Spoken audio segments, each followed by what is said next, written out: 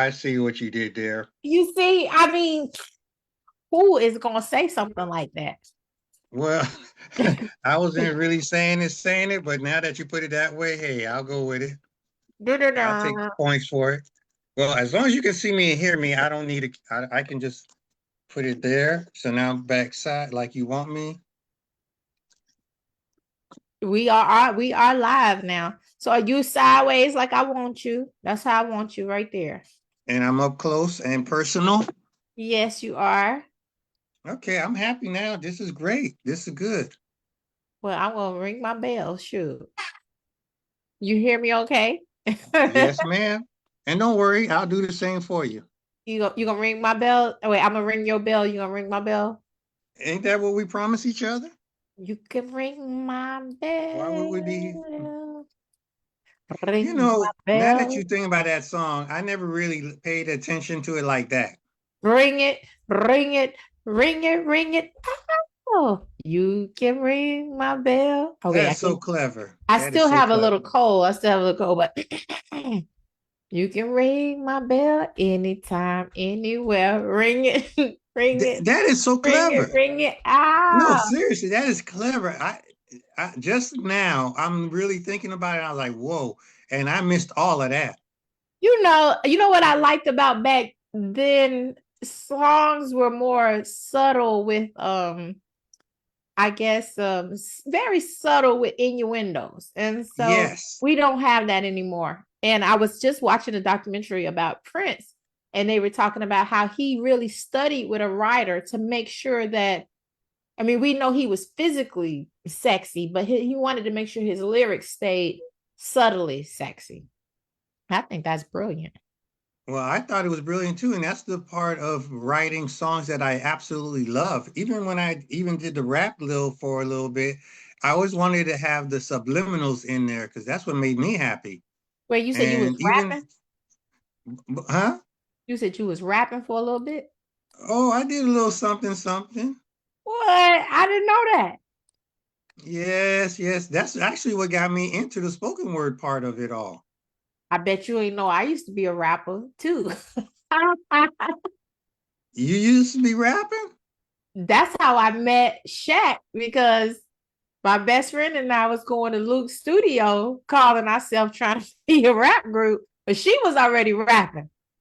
I guess I was gonna be, I don't know, the side dish. But yeah, I was trying to rap, but I don't think it was a very good rapper. I Wait a minute, you met Shaq before that? met Shaq before that. However, that was in a different kind of, I was working in a different capacity. Let's say that. Yeah, yeah. Yeah. I met Shaq before that. So when I saw Shaq again, I was like, I know you. However, but now he's working as an engineer, and I'm over here, and I had just had somebody had just punched me in the eye. So I had a had a black I eye. remember that. You know, and I had black eye. And we went Yeah.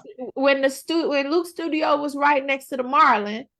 We went in there, called. We was trying to do remember the song "Here in My Car." Yeah. Who was that? Was that Cars. Ride Devo? the cars. Was that Devo? No. In Oh no, it car. was Devo. Don't. Devo, yeah. So we Yeah, were yeah. trying to do a remix, and it was kind of going to be like Hot Girl Summer, but back in the 90s version. Hmm. And it was two girls, and it was going to be like, here in my car, right? You going to roll with my sound. Like, I'm the boss. But anyway, it never saw the light of day. But it was so much fun. And Shaq was so patient producing the song for us. And I knew while we were recording it, this ain't wasn't going nowhere. But Hmm. he was just a good sport. He just rolled with us. No complaints. He didn't even roll his eyes. Listen, I had a record label and we had another guy that used to have another job where he was dancing backup dancers for the Two Live crew. And we did his album. We did like a couple of stuff. I helped a couple of things, but they none of them really went nowhere because we just didn't have the system to push them. So I would have enough money to get it done, and then you need an extra, 50,000, 100,000. I just didn't have it like that, and yeah. But I knew I was going to talk my way into it. And that's how I met Kadar Massenberg. It was down here at the How Can I Be Down. I met Master Ooh, P when he had that's the buses and he was doing that na na na na na na na na. uh Yeah. na na. Hey, Rich, we got a couple of guests in here. We got John. Hey, John. Hey John, how's it going, John? John's kicking it with that AI. John got them greens. He got the tiny houses. Y'all holler. And guess who else? Chris. Chris said it is like, I want to say, he said it's 15 wind chill factor, minus 15 wind Ooh, whoa. chill factor over in Canada. My prayers with you, Chris. I can't do it. Well, I'm in the South US and I'm sure it's much better in Miami, but I'll be over there next week. Oh, you gonna be So in Miami next week? I'm supposed to keep all this secret. I Oh, see you. okay. I Well, you see you just with a said it out loud. well, I see you when I see you. Okay, But well, go let's get ahead, this boss. party started. So I think the discussion about the music business is a great segue into what we're talking about today. Would you say this book is more about mindset or more continuation of the habits? The Greatest Salesman in the World, Part 2. 1,000% is mindset. 1,000%. Mindset. That's what I thought. Now I haven't finished it yet, just to be very honest. And Well, so what's holding you back? I've been sick. I'm still a little sick, but I'm a ride. No. Because I mean, but I mean, we know about the sick part. Oh, you're not talking about mental sickness, are you? see, now you're trying to be funny. What I'm trying to say is I got a lot on my plate. I'm not big on making excuses. However, I got a lot on my plate and I'm sick. So, but I'm not giving up. But what I've read in the book so far, I really like it because when we went through Greatest Salesman in the World Part 1, it was so inspiring. I like the intersection of it didn't, even though a lot of it was, in my opinion, parallel a lot of the principles I grew up with in the Bible. To me, it actually celebrated and honored not just Christianity, but also Islam and Judaism. And I like what I perceive to be the intersection. And for me, it focused on some principles to me that were more based on truth, not so much one direction. And that was just my feeling. And so, I really would want other people to read it. But now going into The Greatest Salesman in the World Part 2, and as it starts talking about the need for giving, the need to love, the need for charity, to actually really make what are your riches on earth if it's not something bigger than that, right? Because we know and we've all experienced having gains financially or tangibly that don't always factor out the same way in our heart.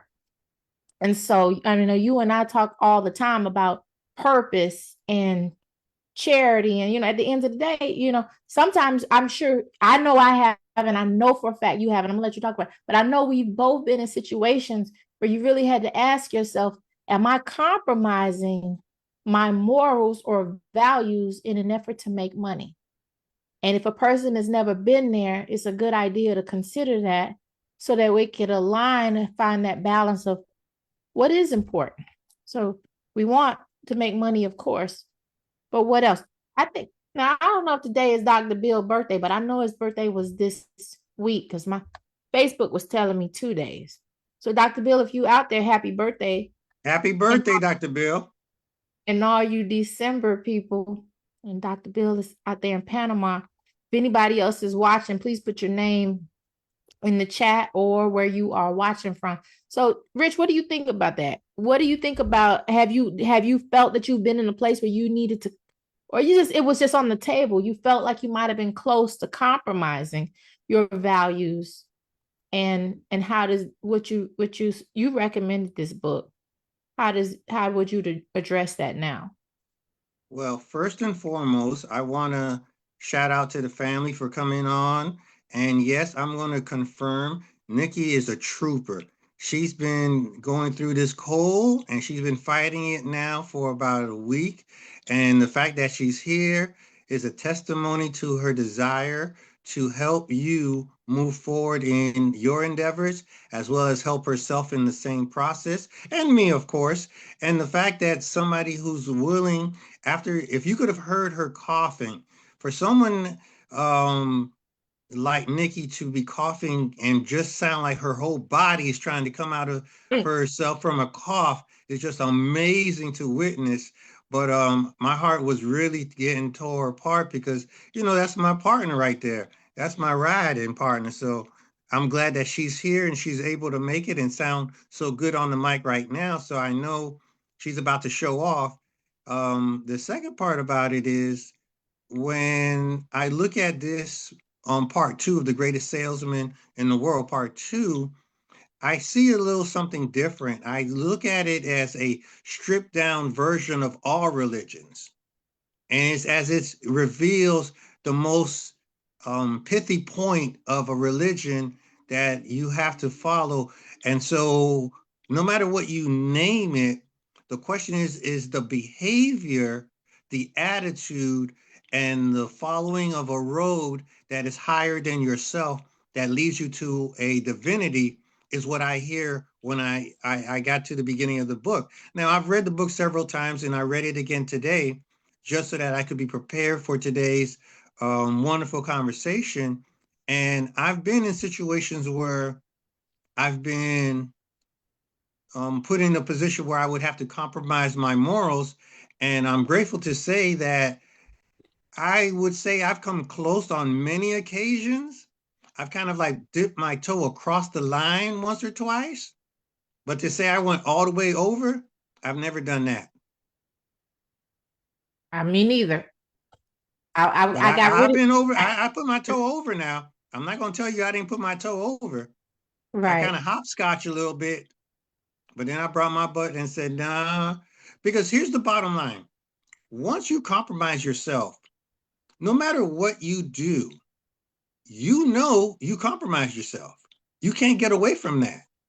Right. And even if you have to, like, when I have put my toe across the line, I then spent like, I would say months, maybe even years trying to rectify that situation. Like it could not leave my mind.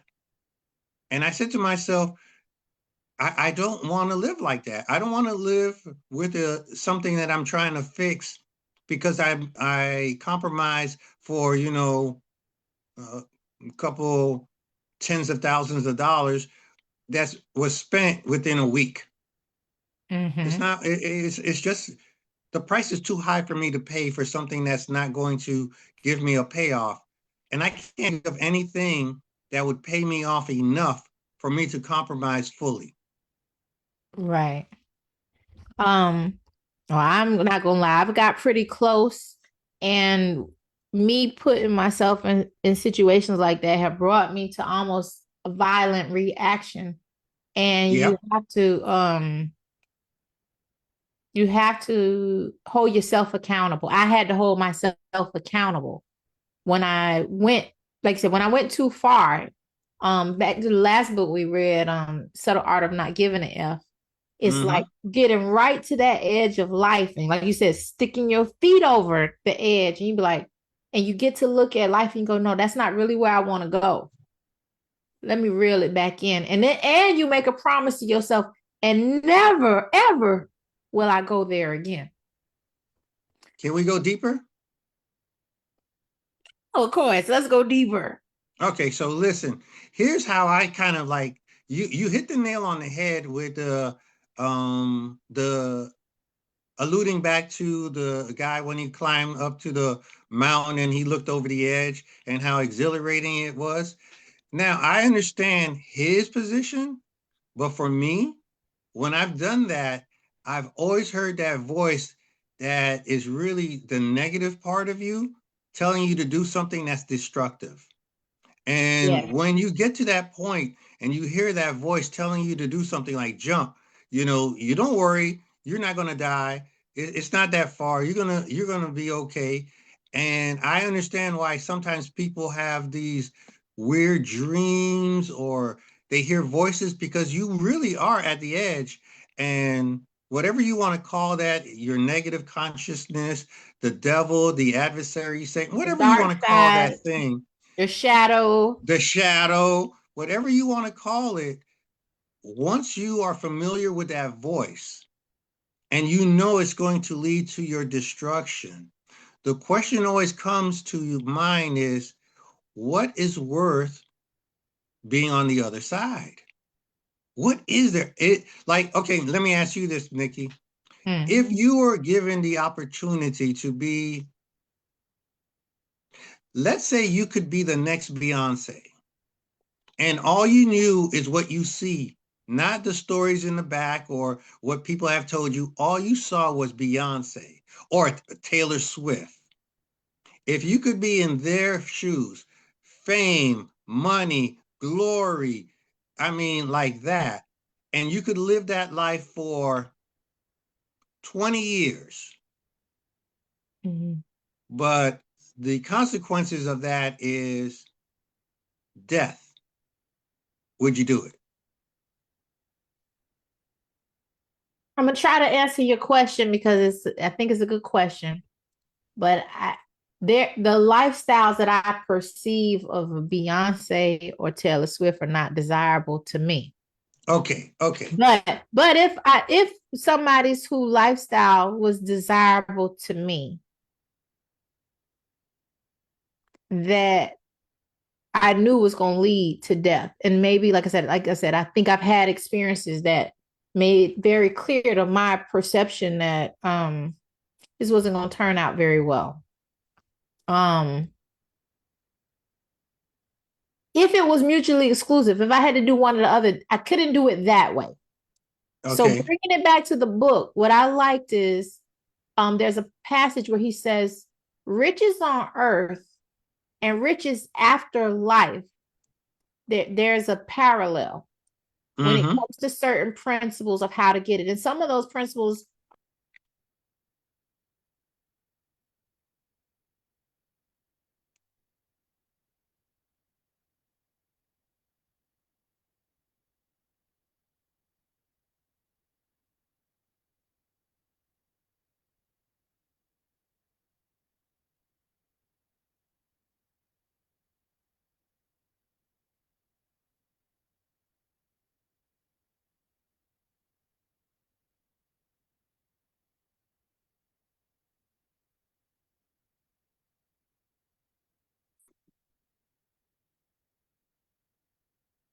Hello, Nikki.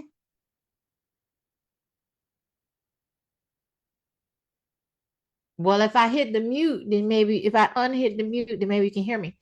I I can was hear you telling, now. okay, I was trying to say, for example, I was saying the book talks about having heaven on earth, a parallel to heaven after life, right?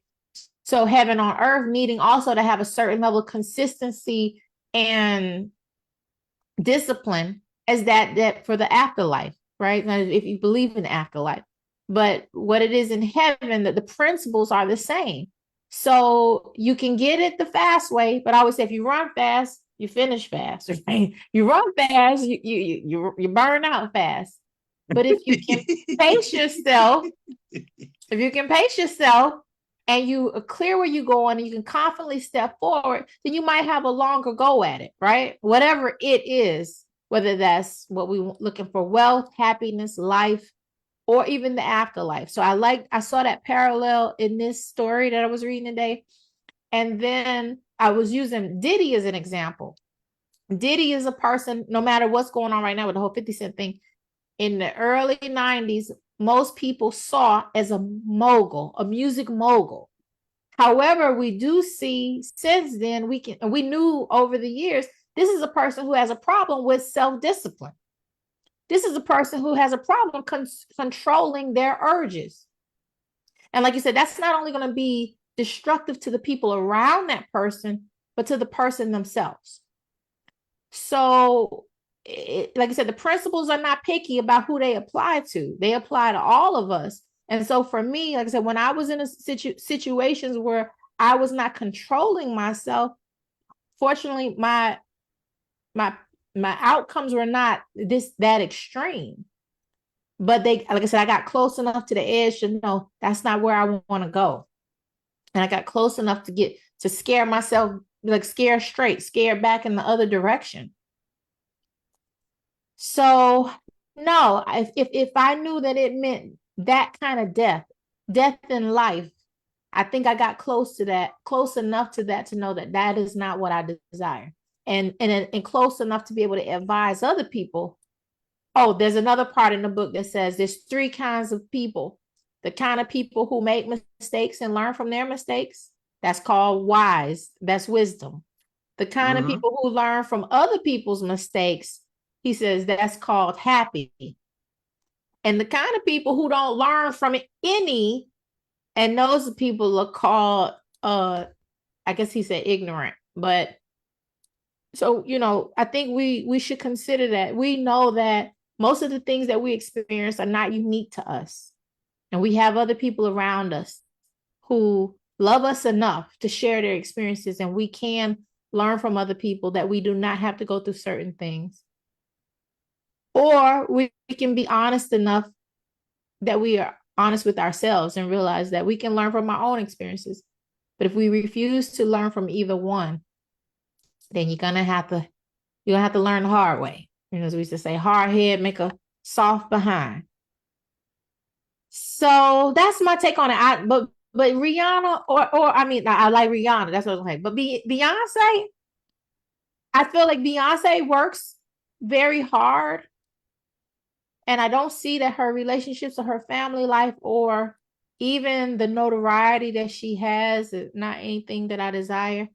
And I don't know much about Taylor Swift, but I would like to be like Rihanna. I would like to find me a man late in life and have a baby. A baby. And my baby be named Jesus. Little baby Jesus. Baby Jesus, yes. So tell me so you recommended this book. So this says The Greatest Salesman in Earth, Part 2, and it says the end of the story. Why do you think it's called the end of the story? Well, when you read the book all the way through and you get to the end, what you realize is that both books have basically created for you is a map for you to follow. Now, they're not forcing it upon you. They're not saying it's mandatory in your life. They say you can do whatever you want. But what they're saying to me specifically is that if you follow what's in these books and you just take those principles and imbue them into your life, you're going to experience a transformation that you control, that you bring about, and that it's going to be a challenge. There is going to be difficulty actually getting through the program that they give you. But once you're on the other side, then it becomes a staple in your life. And it's going to give you a different type of life. And the one thing I've always believed in is that you can do a lot of things to make money, to become wealthy, to become rich. But the question is, what kind of person are you going to be once you have the outside riches at your fingertips? Are you still going to be a good person, or is the money just going to magnify your worst characteristics and put them out on center stage? And just like you were doing when you were explaining about Diddy and his situation and how he comes off to us now, this is a person that we heard he had a lot of money. And then we looked at the action and the behavior, even in what is considered the public arena. And we would say that, would that be the kind of person you would want to follow or to be like? Or would you rather have somebody who's more calm, more relaxed, more loving, more giving, more sensitive, as opposed to someone that you may, well, I can't make a medical assertion of what he is, but his behavior appears to be narcissistic. It appears to be based on power, um, a faux type of respect. And is that the kind of life you want to live? I mean, I don't know. I don't know what it's like to have $100 million in a bank and how I would act, but I would pray to my mom and my ancestors and my family that I wouldn't behave like that, or I the way gotta he's being portrayed, I should say. I want to say hello, and maybe we could get some more comments. We got Cutter Man in the house. Hey, Cutter Man. Hey, now, He, Cutter. he's laughing because I said baby Jesus, right? And Dr. Roberts said the main problem with the compromise is that it often leads to mediocre, unsatisfactory outcomes. And another thing I think about this book, I think this book, and I'm doing micro learning right now, but I think that it's suggesting for what we in our hearts consider real riches, that that, like I was thinking, like I said, do you have to wait till you become wealthy to find out that, like, so you might have some shortcomings that are out of control, right? Or that compromise your character. Or if you knew beforehand, okay, I got some shortcomings. Hey, I'm human. Let me align myself. Let me control these urges. Let me set up some controls before I attain it. And maybe that's what's holding you back from attaining certain levels of achievement or success. Because going back to Hafid in the story, Hafid gained his success by following the principles in the scrolls. And in this book, it continues to show the correlation between his life and the teachings of Jesus. And in this book, Paul continues to reconfirm, Paul and Luke continue to reconfirm to Hafid that his teachings, even though he's a businessman, parallel that, in their opinion, of Jesus. So would you say and agree that this book is trying to suggest that those same principles of charity and goodness that those that are Christians prescribe to, and many other religions too, are exactly the same things that help you become rich on earth? Rich. I think it's a little deeper than that. Okay. I think what they're doing in this book is that they're taking universal principles that have proven to be successful for the ages. And if that you willingly incorporate those types of principles into your day-to-day existence and make it a staple of your existence and follow it with vim and vigor, that there's no way that you can't get the opposite side of the equation, which is its health and riches and happiness and joy and love and notoriety. Basically, what they're saying is that you too can be a Solomon if you follow these principles. But what happens is most people chase the the results of the principles, and when they get it, they haven't done the eternal work to be able to manage the blessings, the riches, the money. So then whatever they were before is now magnified. So let's say you were a liar when you only had a penny in your pocket.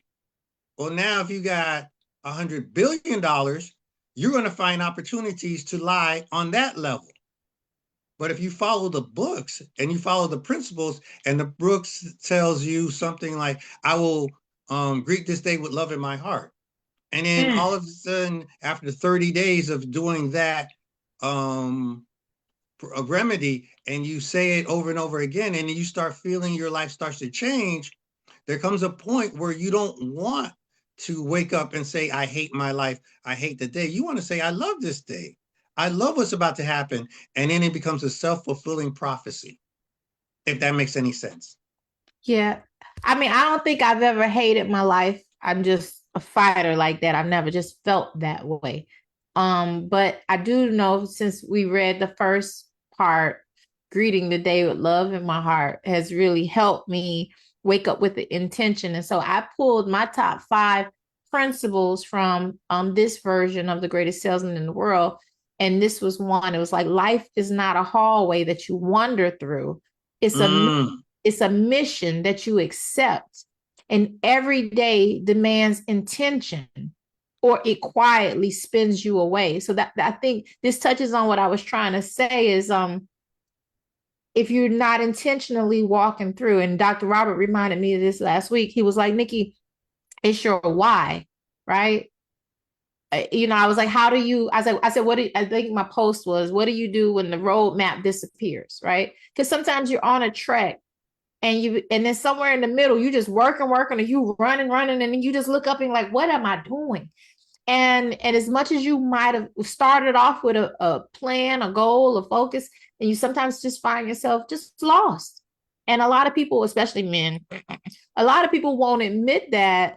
And so I was just throwing out there just for thought, what do you do when that happens? And he says, go back to your why.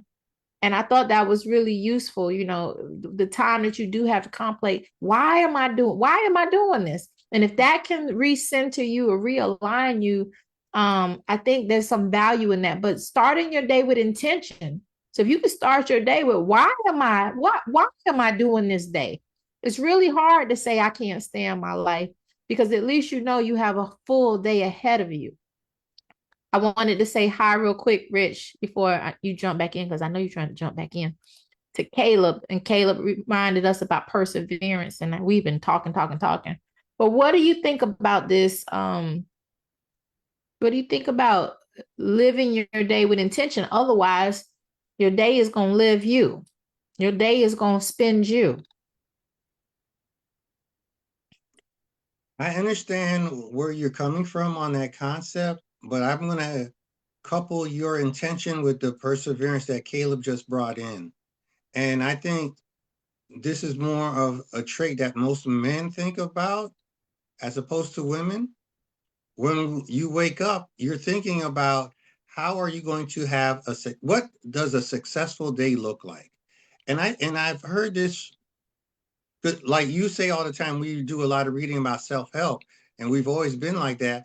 But that's always been my number one thing.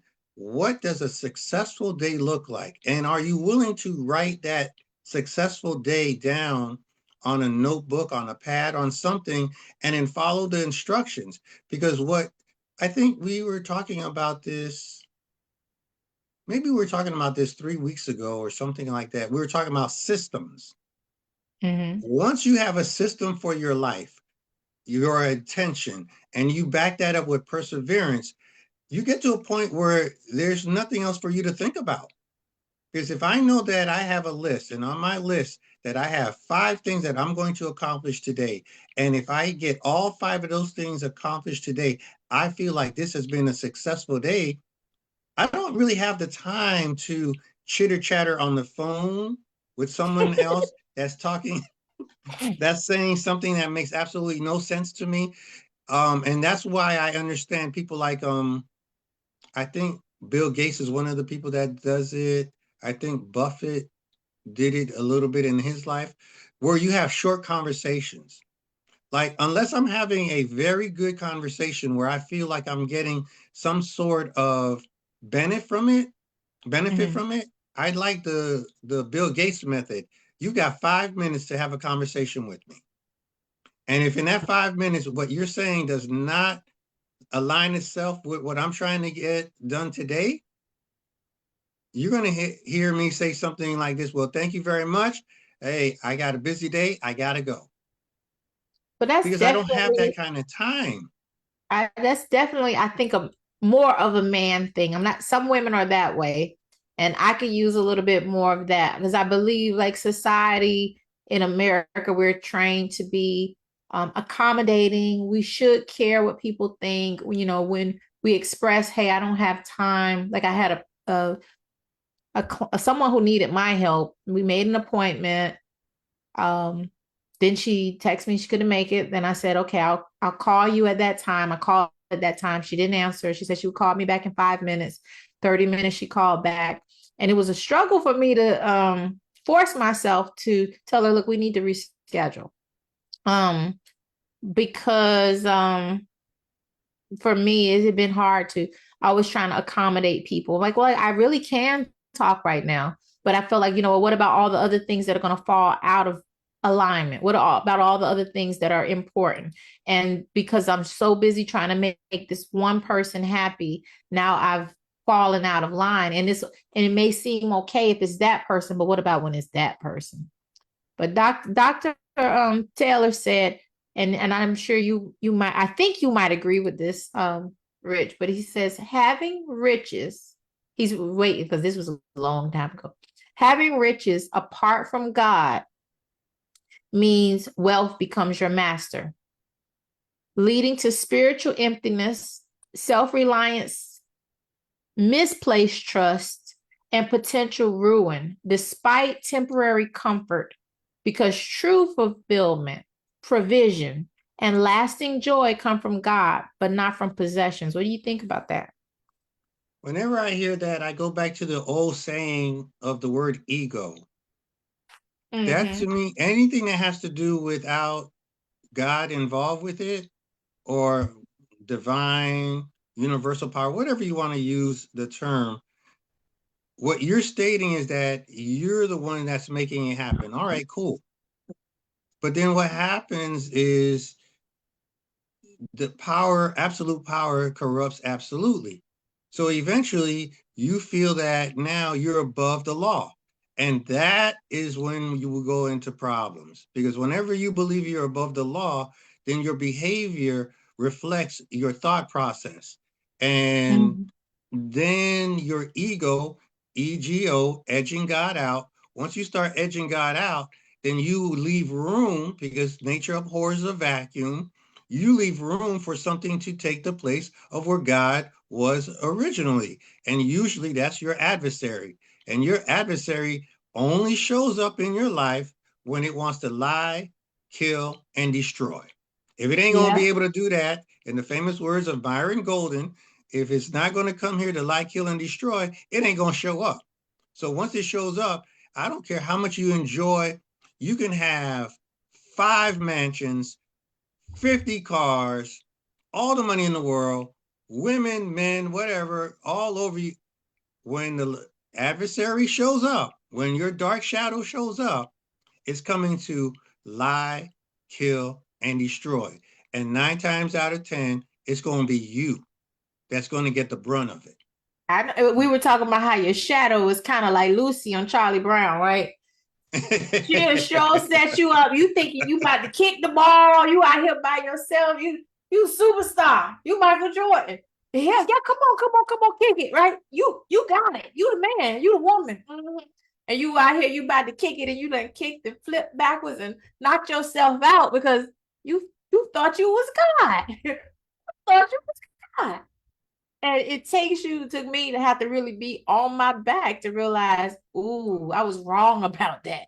And don't let that ego confuse you. Don't let that confuse you. That I think that shadow is there for a good reason. Maybe developed during some time of survival.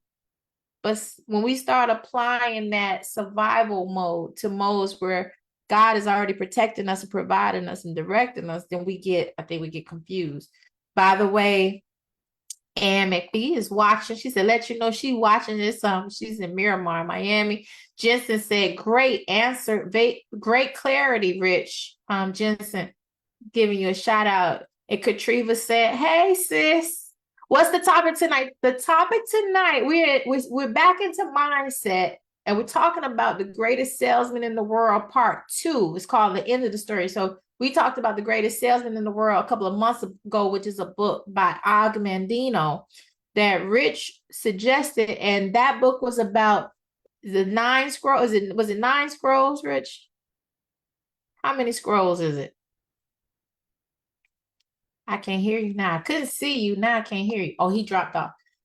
But the book by Og Mandino is kind of I would say it's business mindset align with spiritual Christian principles, right? So if you haven't read it, you could always go on YouTube or Facebook and find out the principles, chat GPT, find out the principles. But now we're talking about the Greatest Salesman in the World Part 2. And the Greatest Salesman in the World Part 2 is really touching on after, we try so hard to get the money, the tangible goods on earth, but are we compromising our character? Are we compromising our integrity? So it's saying, okay, strive for the things you want in life and success, but don't strive so far that you forget what's really important. And so for my B&P sisters that are on here, I know that you all are not, because we moving forward with a purpose. Dr. Robert, I'm answers going so fast. Crazy about that woman just saying, hey, I like that. And Katriva, okay, so Katriva is one of my B&P sisters. So, we have a slogan, moving forward with a purpose.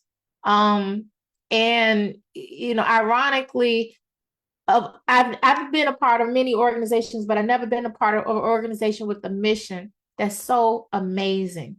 So even though, yes, sometimes it gets challenging working with people, we get the honor of serving people every day in our community, real people that we get to see that what we're doing really is making a difference. Oh, another part of this book.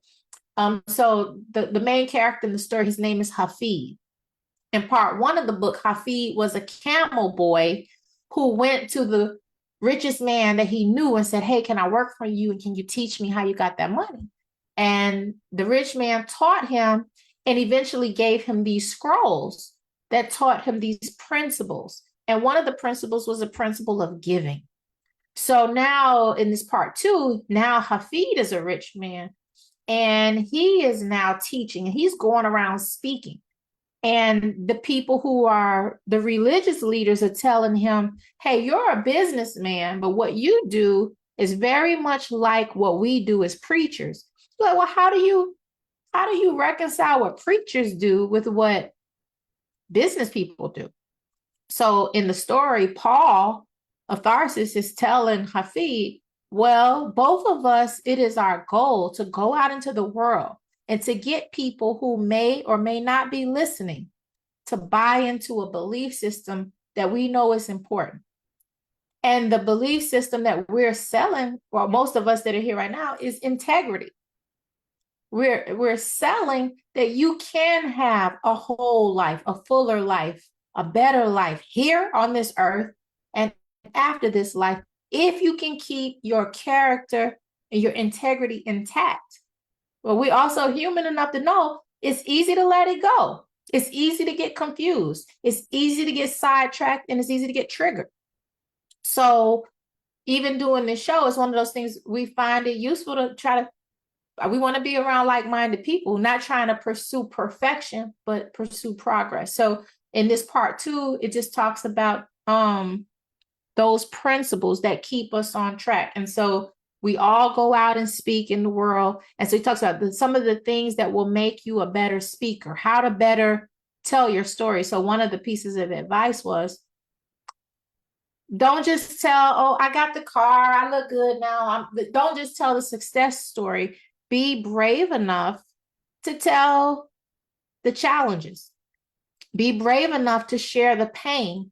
Because when you're sharing with someone who they might not have the doctorate degree now, they may not have the eloquent language, but they are you and a version of you. And those are the people that you're talking to. So even in my training with social media, we're learning more and more. Don't just spout out stuff that you like. Think about who you're talking to. Who are you talking to? Who are you connecting to? Because even though the person's on the other side of the screen, it's a real human there who's taking the time basically to spend time with you. So you guys are here with me. I don't want to just talk about me. I don't know where Rich went. But ultimately, I want you guys to think about this in your own endeavors. It's easy for us to get sidetracked and let our ego try to run the show, and our ego will trick us just to see us fall on our back and laugh at us and say, you fell for that. But if we stay humble enough to know, no, this is not about me, it's about us, right? because without that connection, we're nothing. So in the story, Hafid, when he was supposed to sell his first coat, that was his first challenge as a businessman. He rolled up on a cave where there was a woman and a man and a baby that were cold. And even though he was challenged by his wealthy mentor to sell the coat, he ended up giving the coat away. Ironically or coincidentally, the woman and the man and the child that he gave the coat or the cloak to was Mary, Joseph, and baby Jesus. So years later, Paul brought this red cloak to him and said, hey, I have this, and this belongs to you. And this is connected to the whole story and the scrolls and the principles that they're sharing. So if you've read the book or if you read any of it, put it in the chat. I'm going to keep on. I'm going to give some shout outs to what's in the chat. So Dr. Robert says, thinking about who you're talking with is well said. Katriva says, yes, that's good. The good, the bad, the highs and lows. Yes. And two, I think be selective. You don't have to tell every dark detail. But just, and they teach us this in social media, but enough to be authentic. And I've noticed, even I'm looking at celebrities videos these days, some of them are in their kitchen, in their bedroom. So there's this move for people to be seeming to be more authentic. So for those of you that are content creators that are out there creating on your own, you are already authentic. So just stay authentic, but be thoughtful. It's like telling a story. You don't tell, well, first they opened the door, then they turned the handle, then they walked in the room, right? So be very thoughtful on which details you're going to provide, but don't just keep the story and then they lived happily after. You know, people like to hear, well, where did we start? And what happened in the middle? Cutter Man said, it's a cruel place. Only the humblest should be faithful in God, and God will get us through. We have to learn to endure every situation instead of going around it. I agree with that. There's a really good book, Cutter Man, called The Obstacle is the Way. That's one of my, the first part of the book is, the first in the series is called Ego is the Enemy. And the second part is The Obstacle is the Way. And The Obstacle is the Way teaches that sometimes in life you're on a path, and somewhere on that path that you thought you know where you were going, there's a big rock in the road. And you're going to have to decide, are you going to go around it? Can you go over it? Can you go under it? Or you might just have to go through it. Or God just may instruct you to sit and stay there. Dr. Robert said, hey, Katriva. Hello, Katriva. And Rich is back. Richard, do you hear? There you go. Now I can see you again. And you're on mute. I have gone way down the road, and they are holding. Cutter Man is in the house. Katriva, Dr. Robert, and Rich. You got to get off mute. There you go. Yeah, can you hear me? I hear you. Okay, cool. And I'm gonna do you like I did. So I was going through. I went back to the first part, but in this part of the Greatest Salesman, he says, tell a story. Don't just tell the goodies, but tell the darkness too, right? Because probably the most likely person that's listening to you is where you used to be.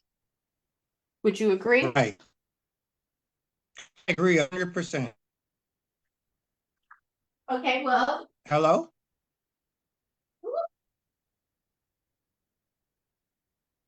Is that you or me?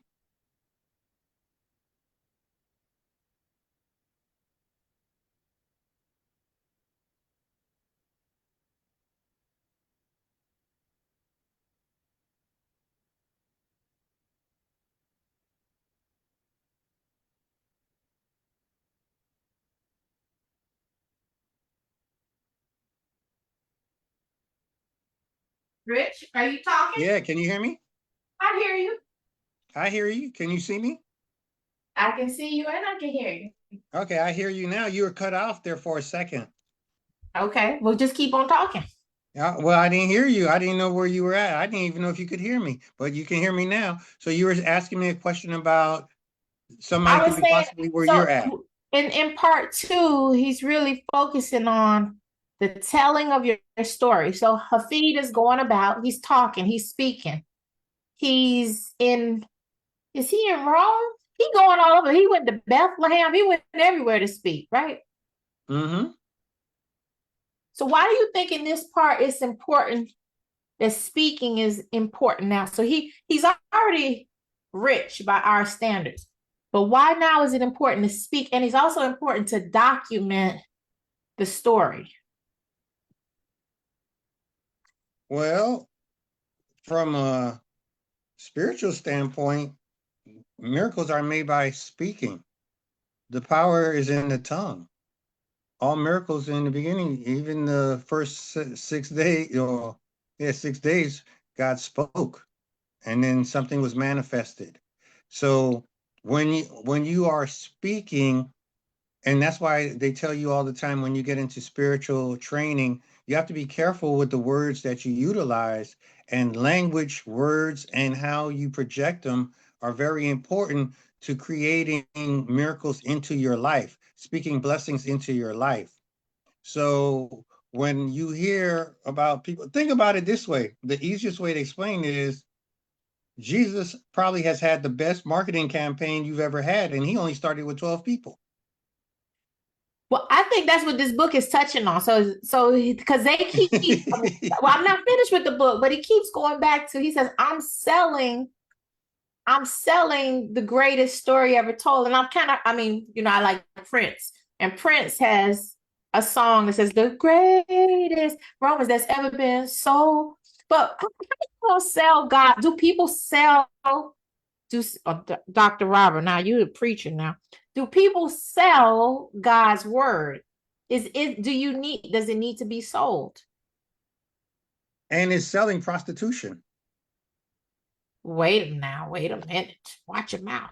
Okay, I'm it's just selling. saying. Okay, right, it's selling, but the same methods of selling sometimes means you got to make it digestible, right? Like sometimes somebody needs something, they don't even know they need it, but it has a value, so you sell it, right? Whenever you say the term somebody doesn't know they need it, that's a very slippery slope we're going down. Okay, if somebody didn't know they needed something, okay, like I said, let's say you've been through something already, right? And you see, or let's say a young person, and they're doing something that's really about to get them into some major trouble. And I don't know, they look like you, they act like you, they remind you, and you really just want to jump in there and say, hey, I want to give you some advice.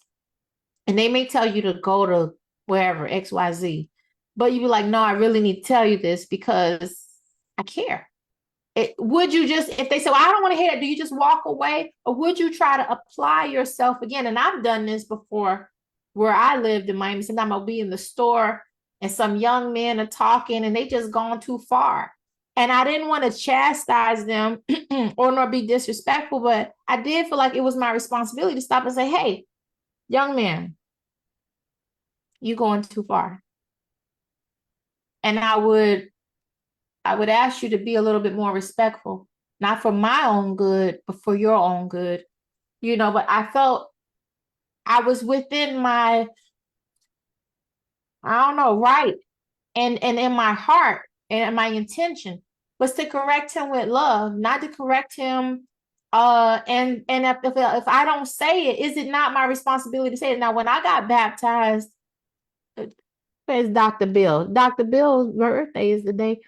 Dr. Bill taught me, and I believed that as a body of my Christian family, it's my responsibility to hold my family accountable to the values that we believe in love, not to chastise, but to say, hey, this is not who we are, and sometimes we forget who we are, maybe, or we get tired. So who is supposed to? So sometimes nobody wants to hear it. Because back to the story with Hafid, he had did his first few speeches and they said nobody was hardly there, nobody clapped. So we're waiting for people to clap and cheer us on. We might be thinking nobody wants to hear it. And that's when they started giving him this advice about maybe how he needed to tweak his stories a bit.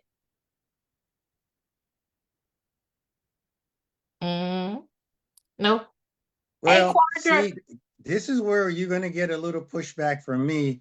All my life, I've been in sales, Okay. and I didn't become very, very successful until I learned how to present whatever I was involved with by allowing the other person to buy it and not sell it.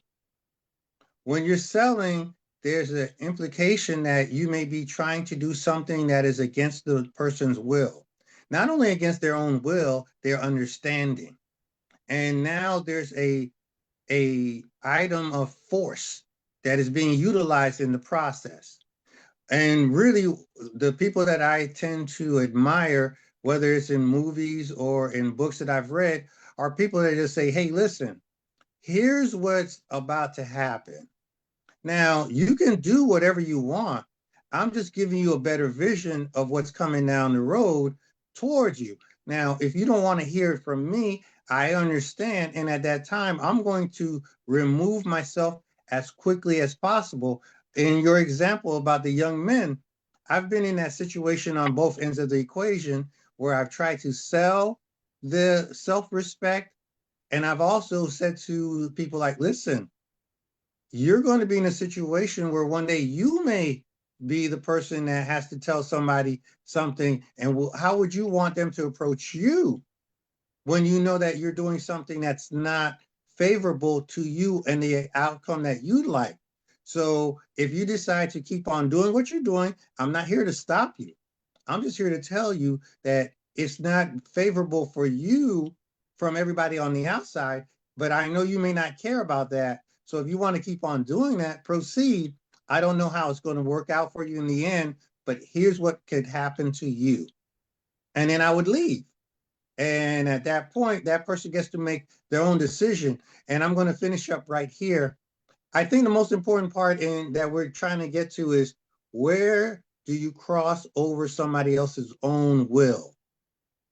Because if they have the right to make a decision about their life, sometimes I think when people are trying to quote unquote help other people, they're actually forcing their own opinions upon that person in the disguise of I'm trying to save you. Mm-hmm. And then that becomes a problem. I And agree. most people don't know when to pull back. And when they don't pull back, they get mad when the other person shows them resistance because they're saying, well, I'm only trying to help you. Well, are you trying to help me or are you trying to stroke your ego? Are you trying to help me or are you trying to dominate me? Are you trying to help me or are you trying to feel better because you're not where you're supposed to be in your life and you're trying to transfer that into my life? Go ahead. That's the alley oop. Oh, now you're gonna throw the mic down. I see what you're trying to do. No, that's the alley oop. That's for you. This is All your right, thing. but look, we got a few minutes. I want Quadra said hey, hello, and we got if Hello. we are going to be wrapping up shortly. If you guys have any questions, I don't know if you read the book yet. We will continue next week with the greatest salesman in the world, part 2, the end of the story. Dr. Taylor said the scripture sells nothing. It's not selling. Cutter Man said facts. Quadra said true. And if y'all have any questions, if you came in late, like, where are we going with this? I think when I started reading this book, I really liked it, Rich, because I think we talk about all the time, like, okay, every day I like to make money, I really do. Yeah, Really yeah, like. yeah, yeah, yeah. I feel blessed that I have a set of skills that God gave me, that I'm able to provide for my family. I get Yes, excited. yes. At the same time, I want to make sure that it's aligned with my bigger purpose. And that's just something that's always been a part of me. I know that's not for everyone, and I don't criticize nor care if other people feel the same way, but that is important to me, to have a sense of purpose as I go forward. And whether that's with my family, to leave something for my community. So I want to let you close out, but I'm gonna wait. I gotta get my music. Gotta get my music. Uh gotta get my music. Wait, do you have a joke for today? Yeah. You do? Yeah. Okay. You ready? Hold on, let me see. Yeah, I can hear you. What's the joke? What animal can you not trust in the jungle? Oh wait. I already know this answer. Let's see if somebody in listening know. Say it again. What animal can you not trust in the jungle? Elephant. No. That was a good one, right? That That was a was good clever. one. That was clever. That No. was, okay. You ready? What animal can you not trust in the jungle? Yeah. Okay. You ready? What? A lion. A lion. Lion. Lion. All right. You can get a copy of the book. I've been reading the most of my okay, stop it. I've been reading most of my books lately. On audio books. So, right, a lion, right? He was like a lion. Rich with these jokes. Okay, but thank you, Cutter Man, for hanging out with us. I don't know where Thank you. I don't know where Dre is tonight. Dre usually be with us, but Dre must have told you about this fire over here. So glad you can make it. And Cutter Man got a live show. Cutter Man, what time is your live show in the day? Last time I went on Cutter Man show, he was playing all that Prince. So I had to hang out over there with Cutter Man. But Cutter I know Man that's is on right. like at 11 a.m. my central time. So you must be about 12 Eastern. Put it in the chat so people can come over there and see you, The Cutter Man. noontime boogie. Yeah, but he does like he's DJing online, and I know they keep a lot of events going on. I want to thank everybody. So next week, Rich, we're gonna go a little deeper, right? Oh, and I got one more. I got something too. Remember on the Church. 21st this month. Well, two things. Number one, I don't know if you knew. Do you know Antonio Janae? Oh, Antonia Janae. Oh, okay. Well, she opened up her brick and mortar business, TT's Moringa. Oh yeah, you told me the moringa everything. Like Moringa everything. TT's Moringa. she She's grows on it. Instagram and you can just dial that up and get her. But that's number one. And the second thing is I'm going to be speaking at Pastor Isaac Carter's church group on on the 21st. And I'm going to be giving them a spirituality meets finance conversation. I've been there before already, and they requested me back. So yeah, I'm going to be doing that, and I think that's going to be at 12 p.m. What I'll do is when I get the information, I'll give it to you, and we could just post it up, and people can come and hear what I have to say. It's going to be a little bit more intense than what I do here. It's going to be a little bit more intense because now I'm going to be talking to Christian people about finances and how to get prepared for the beginning of the new year. And since I've spoken to them once already, I'm going to find out who did the things I told them to do last time. It's going to get serious. It's going to get serious. I'm just saying. All right. Well, for those of you that's listening, Cutter Man said he's on at Thursday at 11 Eastern. So if y'all look at my Facebook friends, y'all can check out Cutter if y'all just want to hear some 11 music. a.m. or p.m.? A.M. A.m. Okay, 11 a.m. Okay. If you be nice, he might take a request. Cutter Man and his family, for those of you that don't know. So we riding it out, this long family. And Quadra said tag her in the video presentation. She loved this segment. Thank you. And okay. Guess what? And everybody, we trying to improve. Everybody told me they couldn't hear me. So look, I got a microphone. I got my headphones. And just like you, Rich, too, I'm gonna be doing an interview next week with okay. Lake Life magazine. And I really attribute it to our rise in social media. And don't forget, we are here because we want to help all of you. We know we're a community, but we know we're real people. Again, it's real people on the other side of on the computer. And like I said, when you get lost and you're like, what am I doing this for? You're doing it for people just like you, people who've been where you've been, people who got the same shadows, people who some days wake up and be like, what am I doing? And all we got to do is tap in. So let's keep doing that. Of course, we'll be here next week, God willing. Rich, please live your church. Please live it so I can I'm gonna be Oh yeah, on traveling. Facebook. Yeah. I'm gonna tell my nephew about that. Yeah, because if we can do that, it's gonna be fun. You're gonna have a good time, but you're gonna see a deeper side of me, I will say. All right. There won't be any jokes. Oh. No. You're gonna be all fire and brimstone. Not fire and brimstone, but a little fire. Just a little fire. Well, Quandra said she like financial literacy. We do too. And we yes. And we like spiritual literacy too. So, that's what we talking about here. Yeah, that's what we talk. If you don't put those two things alignment together, with both, like I wouldn't want one without the other. So that's right. So you family too now, girl. Welcome to the family. Hey now. Don't forget to bring the potato salad. Right. We'll make that good potato. I like the potato salad with the creamy potatoes and the chunky potatoes. Both, they gotta have both of them.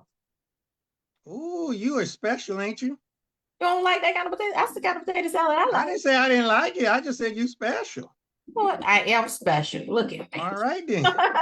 You already getting all violent and everything. You don't like it? Don't beat me up for that. You gonna be violent at church? Yeah.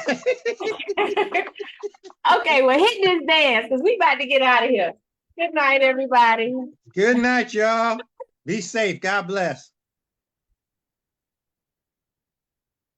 Where's the music? If you have questions, just leave them in the chat. We'll follow up in the chat, right, Rich? Uh-huh. Lying. Lying. Why you always lying, Rich? You just lying. I mean, come on. Where did you get these jokes from? I don't know. Some of them I make up. Sometimes I've read so many jokes in my life. I got thousands of them. I like to see people laugh, especially with bad jokes. I can't tell a joke to save my life. But I can dance, though. Hey, the potato salad. Who got the potato salad? And what y'all having for holiday dinner? If we don't Cornish hen. Cornish hen.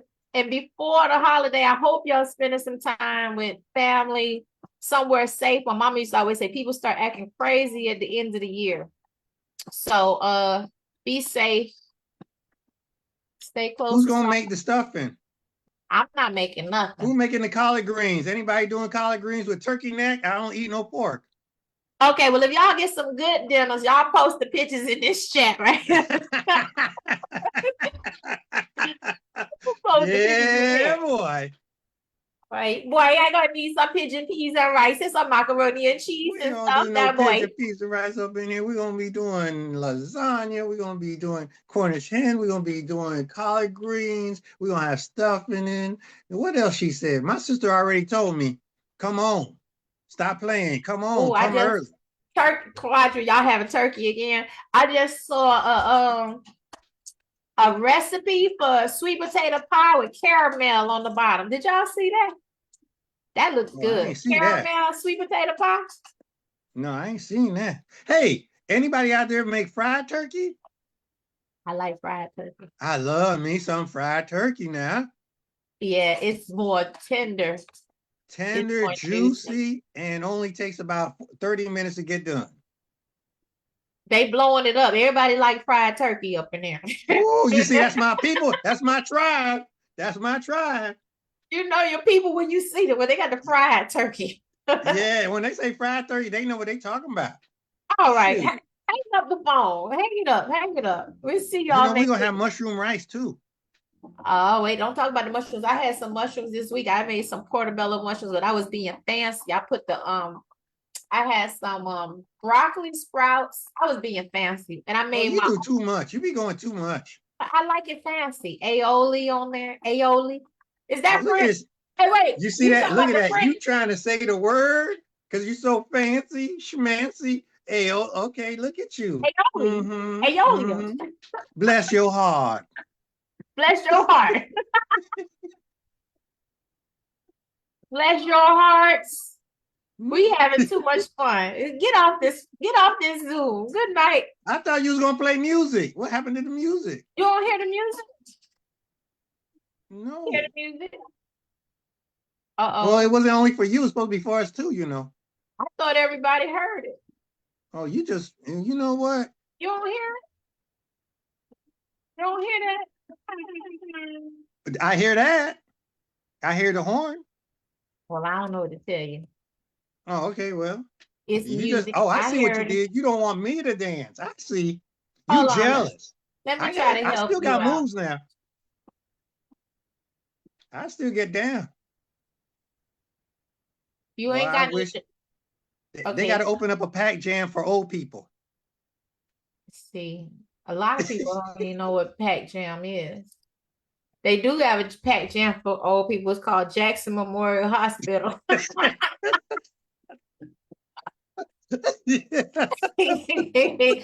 packed in this jail. And they leave you in the hallway. Oh. Okay. I was the only person hearing music. What was my business? Yeah, you cut us off. You held back. Okay, I owe y'all some music. Jump around and do it. Jump around and do it. Oh. It's not doing what I wanted to do. I got all these. It was doing it. I have all these new things connected here. You just touching everything, ain't you? Today, you just touching everything. Well, let's see if this works. Ooh. You hear music? I hear the music now. Okay, I'm gonna just give it to the breakdown. Then we're gonna break it on out of here now. I understand, but when it hit that beat, you gotta start dancing. The hospital won't get you. Talking about we need an old people pack jam. You got one. I don't know why you saying that. There's people out there still be coming out there. So, I mean, I do think we should have nice places for grown people to have fun, but I don't think it'll ever be another pack jam. You have to call Uncle Luke. Just go get you rent out a rent center. You know what the old people pack jam is? Church. Oh, you wrong for that. You wrong. I know here in Alabama, the church is like the nightclub. They be like, what church you go to? And you tell them, like, you need to come to my church. My church be live. My church be live. Whenever I hear somebody say that scares me because I already know they're going to be running and busting the benches and be all in the aisles and everything. I ain't doing all that. Well, my church don't do all that, but I have been to churches that do that, and then they be church hate. They be like, "Oh, you go to that church? Mm-hmm. Bless your soul." You know the best thing? No, when you go to an old school church and then they play something like Ice Ice Baby, the bass player playing Ice Ice Baby on the bass line, and think nobody knows. You lying. Ain't nobody playing no Ice Ice Baby at church. They do. I'm telling you, I've been at a church where I'm sitting here and they playing, they collecting money, and then I doom doom doom doom doom doom. I'm like, what? All right, y'all doing the most. If the church is playing Ice Ice Baby, that's too much. That's what I said. I'm gonna come over there and be the church police. Shut it down. All right, let's get out of here. Y'all have a good holiday. Hit us up in the chat, and we'll see you next week. Y'all take it easy. God bless y'all. Got my music. Good night.